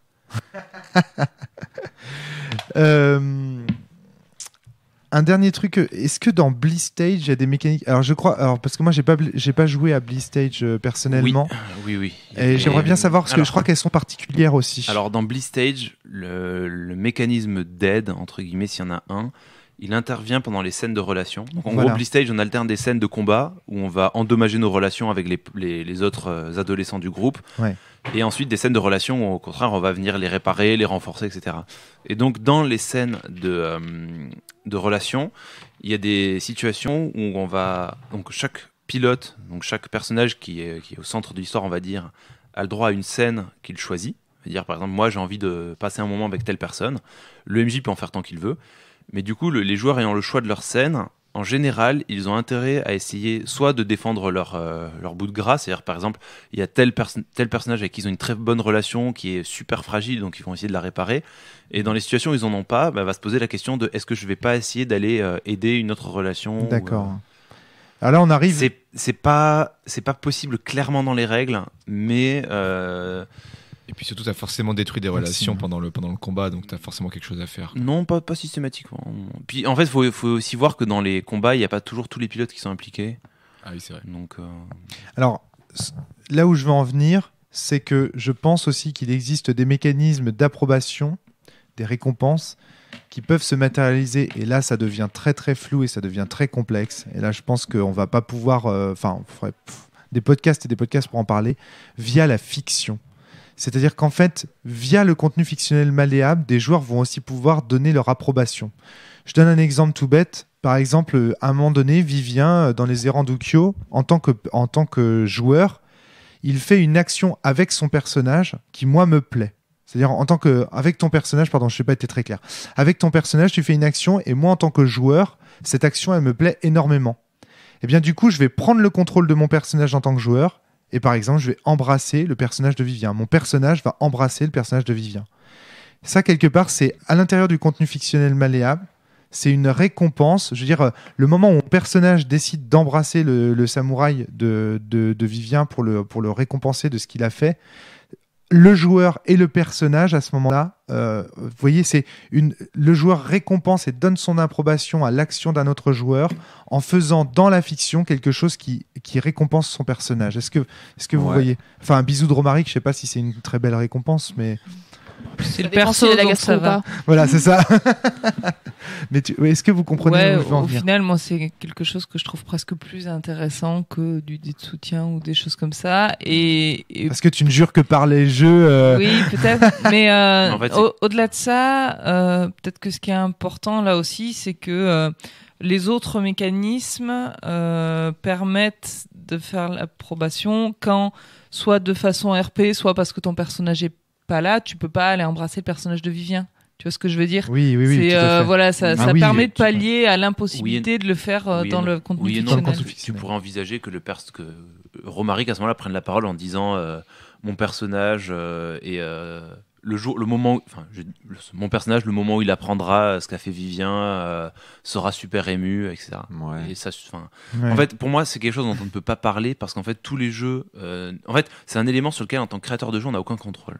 Voilà, c'est ça. On ne peut rien faire, on ne peut rien dire. C'est ça. Les joueurs le feront et le feront dans tous les jeux, peut-être. Mais je pense pas qu'on ait grand chose à en dire à part le fait que ça existe, que c'est bien et que c'est ce qui plaît aussi, je pense, à beaucoup de. Là, si j'ose dire, on se place plutôt au niveau de la partie que des auteurs de jeux. Donc, est-ce que ça a sa place dans un garage? Maxime, puis Vivien. J'ai une autre idée de mécanique. Alors, je sais pas si c'est mécanisable. Peut-être Vivien, du coup, parce que tu voulais répondre. Moi, j'ai une autre idée de mécanique en fait à laquelle j'ai pensé. Ouais, parce que Vivien voulait répondre à Adrien. Je voulais juste développer sur l'idée de la fiction. Et on passe à toi. Là, finalement, ou contenu fictionnel malléable. Là, tu as parlé uniquement du personnage, mais moi, je sais pas si vous en avez peut-être parlé aussi. Je pense là à tous les jeux de narration plus libre, enfin plus partagé, on va dire, avec, je sais plus comment ça a été dit par Frédéric Synthèse. Ou en tout cas, le partage de narration est plus relâché. Ouais. Le fait qu'un autre joueur reprenne des éléments qui ont été amenés dans la fiction par un autre est déjà un mécanisme en soi d'approbation très fort, et ça marche à plein justement. Je vais pas encore prêcher pour ma paroisse dans Perdu sous la pluie, où généralement quand un joueur est dans l'aversité et amène un élément qu'il trouve cool et que les autres trouvent pas cool, il meurt tout seul, et à l'inverse.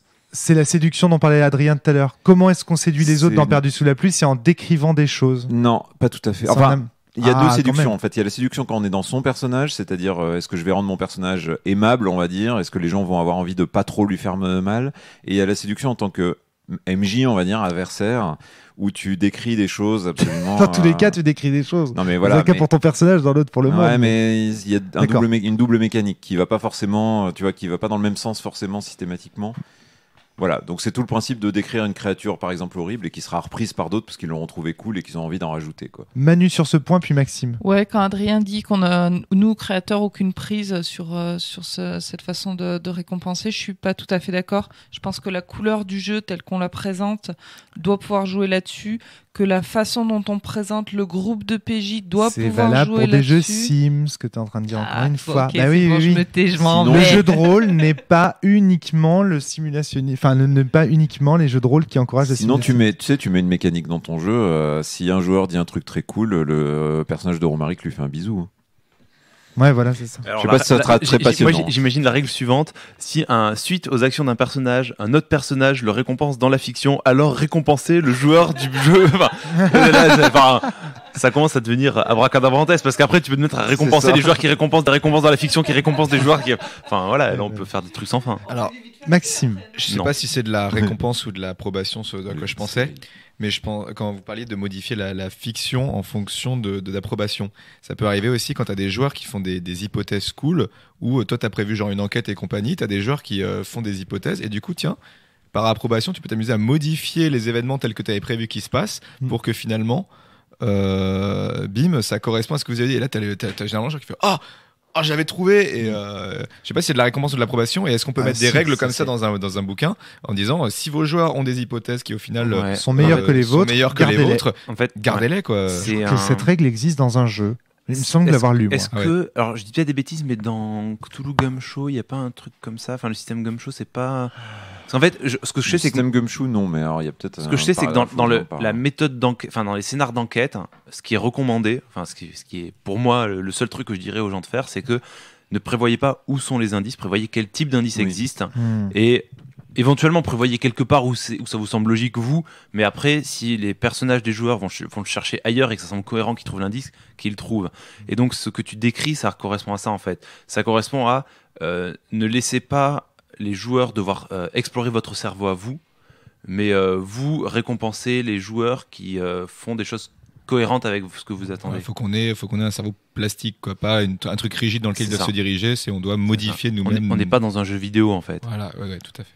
Ce que je trouve très intéressant, on arrive un petit peu au terme de cette discussion, on a déjà fait le tour de quelques mécanismes qu'on a assez bien développés. Ce que je trouve très intéressant, c'est qu'on s'aperçoit qu'en fait, le moteur du jeu de rôle, c'est l'approbation. C'est-à-dire en fait, ce qu'on recherche dans le fond quand on fait un jeu de rôle avec les gens, c'est qu'ils approuvent les choses que l'on est venu raconter ce soir. C'est une activité sociale. Hein. Et du coup, ceux qui ont peur de participer, de faire des propositions, c'est justement ceux qui ont peur de ne pas avoir cette approbation, voire d'avoir une sanction. Exactement, c'est ce dont on parlait avec, tu sais, les 3 limites du théâtre d'improvisation, l'obscénité, etc. La peur. Et je pense que l'absence d'approbation peut faire aussi mal qu'une sanction. La folie, parce qu'obscénité, c'est déjà... Excuse-moi. Maxime. Je pense que l'absence d'approbation peut faire aussi peur qu'une sanction. C'est-à-dire qu'il y a des gens, ils vont avoir très peur de la sanction, mais ils vont aussi tout simplement avoir peur de faire un flop quand ils disent quelque chose. L'absence d'approbation, c'est une sanction en fait. Hein. Oui, si on veut. Globalement, ouais. Mais oui, c'est ce qu'on disait en creux quand on ne donne pas de points d'immersion. Quand on ne donne pas de points d'immersion, on se retrouve comme un con. Et là, on peut prendre ça très mal et se renfermer comme une huître. Et il faut faire attention. Toute une question contrasociale, il faut faire attention aux joueurs. Ce qui est intéressant, c'est qu'on voit donc que cette thématique et cette problématique est au cœur de l'activité jeu de rôle. Et ça, c'est important de le souligner. C'est-à-dire que ce garage... surtout des 3 manières de jouer, enfin des 3 archétypes de manière de jouer. C'est-à-dire qu'en démarche créative, en sim, ça va être parce qu'on colle au canon, qu'on va être récompensé par des attitudes des autres personnages. En ludiste, c'est parce que les autres joueurs vont commencer à faire gaffe à ce qu'on est en train de faire et à nous prendre au sérieux. Et puis ou à faire des trucs cool d'un point de vue mécanique, bien minimaxé, bien optimisé. Et puis en narratif, c'est pareil, parce que la direction que prend l'histoire. Qu'on fait prendre à l'histoire, les problématiques qu'on soulève. Je me demandais aussi, je me place par rapport au sim particulièrement, mais en fait c'est peut-être le cas dans les autres, si l'approbation c'était pas un moyen aussi de freiner le hasard. Parce qu'on a fait une proposition créative cool, Tu dis ça par rapport à... mais je vois pourquoi il dit ça. C'est très sim. Mais du coup, voilà. Mais je vois pourquoi il dit ça, parce que dans les jeux de rôle traditionnels, on va dire, jusqu'aux années globalement 90, les jeux de rôle, en gros jusqu'à Vampire, j'ai envie de dire, les jeux de rôle consistaient à, pour savoir comment l'histoire allait se dérouler, comment l'action allait se finir, à lancer des dés. Et du coup, on remettait un peu au hasard le déroulement de l'histoire. Non, t'es pas d'accord, Adrien ? Si, c'est vrai, mais c'est vrai, je pense, surtout dans le sim. D'accord. Je sais pas. Dans le narrativisme aussi, je crois qu'en fonction de l'approbation, tu peux te retrouver avec des bonus sur la fiction et donc faire tourner le truc dans ton avantage, quoi. Oui. Alors après, voilà, moi de toute façon, je m'étais dit, c'est en commençant ma réflexion, je me suis dit effectivement, c'est plutôt le cas pour le sim, mais je n'étais pas sûre de moi. Juste pour dire que les mécaniques d'approbation dont nous avons parlé là, et après je te passe la parole, Emmanuel, ne sont jamais le propre d'une démarche créative ou d'une autre. Éventuellement, on peut dire, on les a plutôt trouvés dans ces jeux-là, et du coup, ils ont pris cette signification-là, comme les dés de soutien dont on parlait tout à l'heure avec Vivien, mais on ne peut jamais dire qu'une mécanique en elle-même encourage plutôt telle ou telle démarche créative. C'est impossible parce que ce serait contre déjà les synergies des règles entre elles, contre les dynamiques du groupe ce jour-là, dans cette partie-là, à ce moment-là, ce serait contre tout ça. Donc il faut être très très prudent quand on dit tout ça. Tout ce qu'on peut dire, c'est on aperçoit plutôt de fait, statistiquement, dans tel type de jeu, tel type de mécanique qui récompense l'approbation, etc. C'est tout ce qu'on peut dire pour le moment. Je sais ce selon que l'encyclopédie Encarta, jeter un dé 10 millions.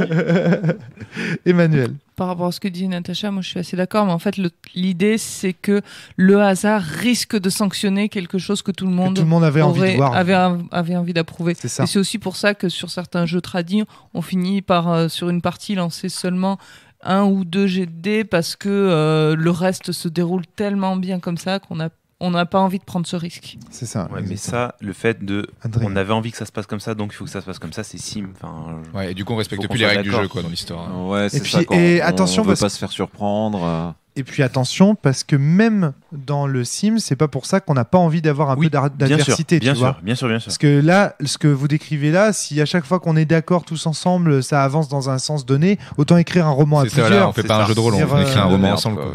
Là, il y a un côté, il y a aucune limite à dépasser. Enfin, c'est assez étrange. Donc, parce que même dans ce sens, Emmanuel, on ne fait aucun jet de dés, évidemment. Il y a aucun hasard, évidemment. Mais il y a quelque chose qui résiste. C'est l'histoire, c'est l'univers, c'est la rétention fascination, c'est les secrets de l'univers qui résistent. Donc tu vois, il y a toujours quelque chose qui résiste. Sinon, il n'y a pas de jeu, tu vois, quelque part. Donc voilà. Je pense qu'on a fait un peu le tour. Est-ce que vous avez d'autres exemples de mécaniques d'approbation que vous voudriez voir un autre exemple où vous dites ah oui, si, il y a ça aussi dont on n'a pas parlé. Non, c'est bon, on a fait le tour globalement, je crois. A priori. Eh bien, très bien. Eh bien, on conclut. Merci d'être venu à ce podcast. C'était un podcast très, très complexe, très, très dense, avec aussi beaucoup de... Très intéressant. Alors, je pense qu'on a été... Malheureusement, si on fait le podcast du podcast là, je pense qu'on a été malheureusement très très flou. On a parlé beaucoup en raccourci, sim, lude. Ne vous fiez pas à ce podcast pour vous instruire sur la théorie du GNS, parce qu'on a été très très rapide sur certains trucs. On a fait plein de raccourcis. D'un point de vue GNS, ce podcast n'est pas du tout rigoureux. Ce qu'il faut retenir de ce podcast surtout, c'est les différents exemples qu'on a cités de mécaniques qui récompensent l'approbation. C'était vraiment le but du podcast. Après là, on a fait un petit peu notre popote papote entre nous du game, du loot, du machin. Mais en gros, ne vous fiez pas à ce podcast pour en apprendre plus sur le GNS. Fiez-vous aux articles de Ron Edwards et de Vincent Baker sur le sujet. Ce sera beaucoup mieux parce que là, on a fait plein de raccourcis et ce qu'on a dit est probablement très, très, très, très faux à bien des endroits à ce sujet. Je voulais juste mettre ce bémol pour que les choses soient très claires. C'est quelque chose que Romaric dit à chaque fois qu'il parle du GNS parce qu'à chaque fois, il n'est pas spécialiste. Il s'en est tellement pris plein la gueule en même temps que c'est pas tellement ça, mais c'est que nous, on emploie le GNS d'une certaine façon qui n'est pas la manière dont ces auteurs l'ont employé au départ. C'est-à-dire qu'on en fait une utilisation... et vous nous comprenez, c'est pour ça que vous nous écoutez. Voilà, c'est ça.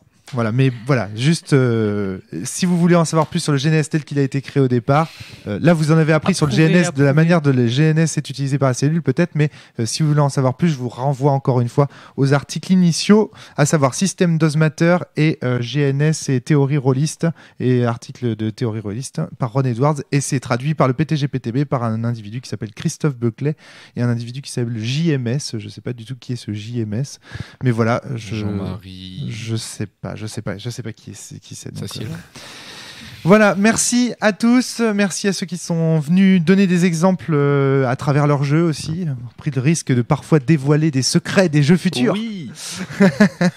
Voilà, merci à vous. Allez, salut, portez-vous bien. Salut. Et surtout, jouez bien. Très bien.